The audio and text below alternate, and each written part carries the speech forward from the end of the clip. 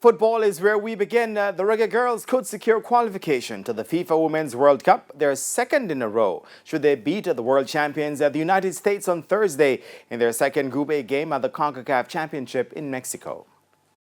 After scoring a morale-boosting victory over host nation Mexico, the Reggae Girlz will now target the world #1 United States, knowing a victory would see them qualifying for back-to-back World Cup tournaments. Victory in your opening game at any tournament can certainly do one a whole lot of good, and defender Denisha Blackwood says beating Mexico has resulted in the level of confidence in the camp soaring.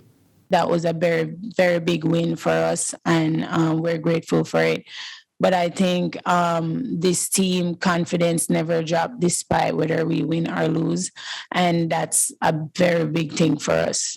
The Jamaicans and the United States are no strangers to each other, but Coach Lorne Donaldson knows friendship must be put aside for this important fixture.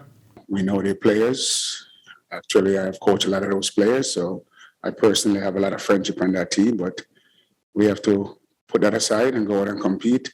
But we will go out there and give it all our best and let the chip fall where they may. And, we see what happens. The United States won their opening game 3-0 over Haiti, but at times looked vulnerable. However, Donaldson isn't banking on them turning up in a similar mode for Thursday's contest. I mean, Haiti had some success, but I'm sure the team is going to make, U.S. will make the adjustment. They know our personnel very well, so they're going to make some adjustment on what we saw. So we have to look to exploit different stuff.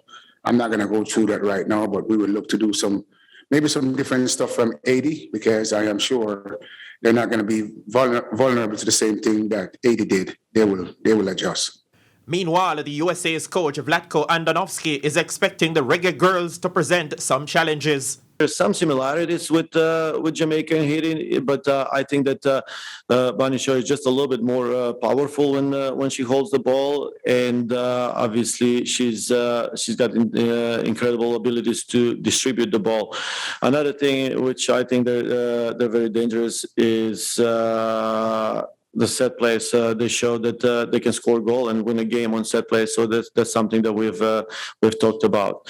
However, like they did against Mexico, the Jamaicans will again be playing short on personnel. Asha is okay because she had COVID. We have a couple, we have players with passport, and somewhere along the line, I don't know what's going on. That's more federation stuff. That there's a couple players tied up right now that we wish if we can have them, hopefully we get them, and it will help us tremendously. So.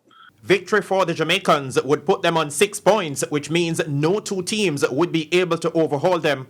The game kicks off at 6 p.m. Jamaica time. Spencer Darlington, TVJ Sports.